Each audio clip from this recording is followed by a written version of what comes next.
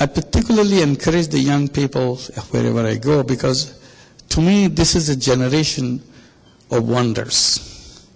Because this is the most powerful generation in the human history.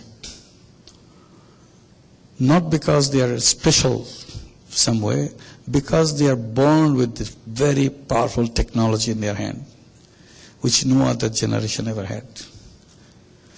Even the generational difference of technology understanding is very obvious. A 15-year-old has more access to information, more access to technology than a 50-year-old. They have the same technology, but the understanding of technology to the 15-year-old is so much more than the understanding of the older age person. The smartest in technology is the 7-year-old in the family. He or she resolves all the tech problem in the family with a split seconds.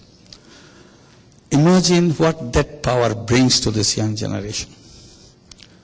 What exposure and explosion of creativity that it can create to the young generation. But they are not aware, the young people are not aware that they are so powerful. They are such a genie actually. Nobody told them. They look like the same, like young people in previous generation, but really they are most powerful generation. So I try to first remind them and make them aware that you are very different. You have enormous power in your hand, and your mind works much faster than anybody else ever did in history. Then I ask the question, what use you are going to make this power for? You have to figure that out. Whatever you figure it out, it will happen. Because the world is changing so fast. Since we are in a fast train, we don't realize inside the buggy, inside the compartment, that we are moving so fast. The world is changing every day. If you look back 20 years, suddenly remove all the things happening in 20 years, go back to 20 years.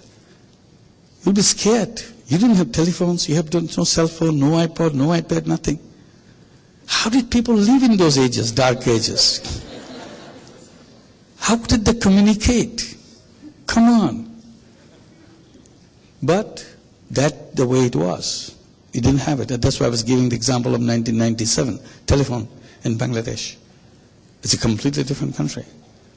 And it's not only USA that having all this technology, all over the world. Same thing, immediately.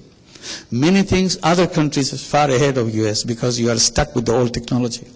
We didn't have any technology, so we started with the most latest one. So we are ahead of everybody else. So that's the technological power. Really what is happening, things that we thought impossible, becoming routine. As if that's the way it should have been, always. We don't even get shocked by the new things anymore. Because it's such a routine thing.